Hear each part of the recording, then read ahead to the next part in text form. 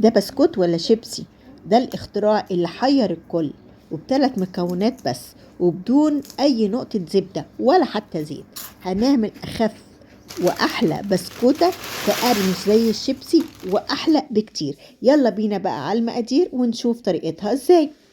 هنحط 3 بيضات في حرارة الغرفة، 3 بيضات بس، مفيش اكتر من كده. وهنحط معاها شوية فانيليا، عندك سايلة حطي، عندك بودر حطي. هنحط، بصوا، 3/4 كوباية سكر. ال3/4 دول هيعملوا 6 معالق مليانين، يعني 6 معالق مليانين اللي هي بناكل بيها هتعمل مقدار ال3/4 كوباية سكر. هنضرب كل المكونات مع بعض لحد ما السكر والبيض يغلظ القوام ويعمل فوم اكنه كريمه. مع الضرب هنتابع وهنشوف لحد ما يبقى عامل ازاي. بصوا هنا بيحصل درجات، الاول بيفتح اللون، وبعدين مع الضرب المستمر بيغلص القوام زي ما انت هتشوفوا دلوقتي. مكونات سهلة وبسيطة وفي كل بيت، وهتقدري تعملي بسكوتة خفيفة وهشة لولادك بدل الشيبسي، وهياكلوها على طول وهيطلبوها منك دايما. بصوا هنا بقى ابتدى يغلظ القوام بالطريقة دي وافتح اللون اكتر، بيبقى اكتر بياضا. هنا بقى خلاص يعتبر خلصنا، بس هنبتدي برضو نحاول نضرب شوية عشان نضمن ان الخليط ما يبتديش يهبط يعني. كده بصوا خلاص عملنا ازاي اهو، ابتدى ينزل بصعوبة من المضرب زي ما انتوا شايفين. خلاص كده هنجيب بقى كوباية دقيق مليانة. الكوباية دي في حدود 6 معالق كبار برضو، يعني ال6 معالق اللي هو بتاع الأكل اللي بناكل بيه مليانين هرمية، هتعمل الكوباية ديت، يعني الكوباية بمقدار 6 معالق الهرمية. نحط بقى بالتدريج ونقلب من تحت لفوق، نحط شوية دقيق ونقلب بخفية برضو من تحت لفوق لحد ما كمية الدقيق تخلص. بس هنبتدي نحط شوية شوية، يعني احنا ما نحطش الكوباية مرة واحدة، فاهمين قصدي؟ واحدة واحدة كده بخفية. ونحط ليه بقى انا بعمل بالتدريج شوية شوية؟ عشان لو حطينا الدقيق مرة واحدة هينزل في قاع البولة وهيتكتل وهيبقى صعب التقليب، ولو قلبنا بسرعة هنهبط الهواء اللي دخل جوه البيض اثناء الضرب.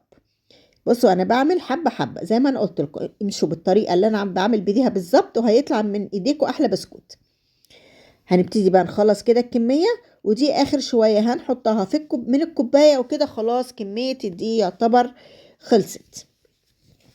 بصوا بنقلب ازاي من تحت لفوق. بصوا عشان الدقيق بقى ابتدى يبقى معمول كويس في قلب الخليط، الخليط كمان ابتدى يغلظ القوام اكتر ويبقى سهل. دول اخر شوية في قلب الدقيق. هنقلب برضو بخفية كده لحد ما الدقيق كله يختفي. بصوا بقلب ازاي من تحت لفوق، واوعي تقلبي بسرعة عشان زي ما قلت لكم هتهبطي الخليط ومش هيطلع معاكي البسكوت كويس. كده خلصنا اعتبر الدقيق مع المكونات، ما شاء الله بقى بص عامل ازاي. وهنفضل نقلب بالتقليب المستمر عشان نضمن ان الدقيق اختفى خالص. فاهمين قصدي؟ بص انا بعمل ايه، بقلب على شكل دائرة، يعني بقلب كده. بصوا بعمل ازاي على شكل دايرة هي زي ما انتوا شايفين، ومن تحت لفوق اهو. دي احسن طريقة تقليب او المكونات دي، او عموما الكيكات، او عموما السبونج. لازم تقلبيه بالطريقة دي عشان الهواء ما ينزلش، وكمان عشان الوصفة تنجح منك. هنجيب بقى حاجة، اي حاجة طويلة كده نحط فيها جيب الحلواني. ما عندكيش امسكي جيب الحلواني بايدك وحطي فيه الخليط زي ما احنا بنحطه دلوقتي. ان شاء الله كوبايه كبيره كده، حطي فيها جيب الحلواني وصب فيها الخليط. ما عندكيش جيب حلواني اعملي بكيس تلاجة، كيس تلاجة، وقصي طرفه طرف بسيط كده عشان ما ينزلش منه كمية، ينزل منه على قد البسكوتة اللي احنا هنعملها. هنا بقى حطيت جيب الحلواني اهو، الكمية اللي انا عايزاها كلها لحد ما جيب الحلواني ياخد كفايته. بصوا انا بعمل ايه، لقيت لسه في فاضي مكان في الجيب الحلواني، بحط بقية الخليط. هنا بقى خلاص حطينا بقية الخليط، هنبتدي بقى نقص الطرف ونبتدي نشتغل في الصينية. حضرنا صينية وهندهنها بشوية سمنة ونحط عليها ورقة زبدة. ورقة الزبدة برضو هندهنها كويس جدا بالسمنة. وفي غلطة بقى حصلت مني في الفيديو، انا هقول لكم عليها في اخر الفيديو عشان انتوا ما تعملوهاش. هنا بقى حطينا الزبدة، ورقة الزبدة، ودهناها بالسمنة زي ما انتوا شايفين.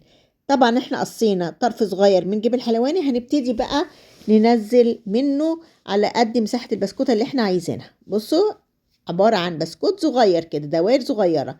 هنبتدي نخلص الكمية كلها بنفس الطريقة. بصوا انا بعمل ايه، بحط واحدة واحدة واشيل ايدي بسرعة، وهكذا لحد ما نخلص الصينية كلها.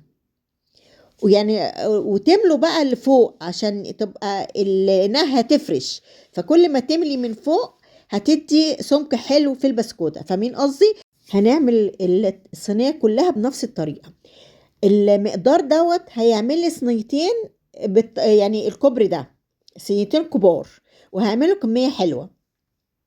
هنا خلصنا الصينية الأولانية اهي، هنحطها بقى في الفرن على طول. طبعا هنرش عليها شوية سمسم، انا نسيت ارش عليها قدامكم فرشيت عليها وانا بدخلها الفرن.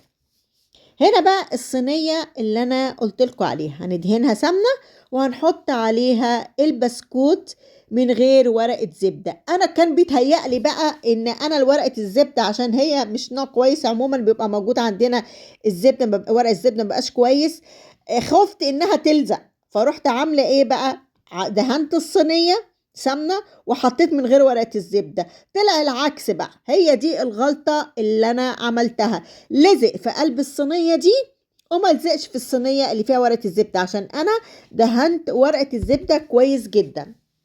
ومحدش هيقول لكم المعلومة دي لان نوع البسكوت ده بيلزق في الصينية. هنبتدي بقى نحطه على درجة 180 وهيطلع بالجمال والقرمشة اللي انتوا سامعينها دلوقتي. ايه رأيكم بقى؟ بص القرمشة، بص الجمال، احلى من الشيبسي مليون مرة. بصوا وانا باكلها، بصوا القرمشة. وهنا بقى لما بحطها بصي الخرفشة وانتي بتحطيها، يا خرابي على الجمال، والله والله طلع في منتهى الجمال.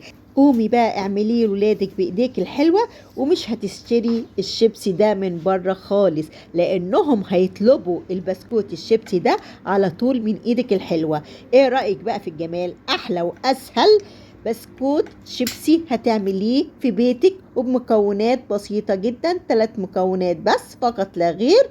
يلا بالهنا والشفا على قلوبكم. ولو عجبك الفيديو ما تنسيش اللايك والشير والاشتراك في القناة وتفعيل الجرس على الكل عشان يوصل لكم كل جديد مني. والسلام عليكم ورحمة الله وبركاته.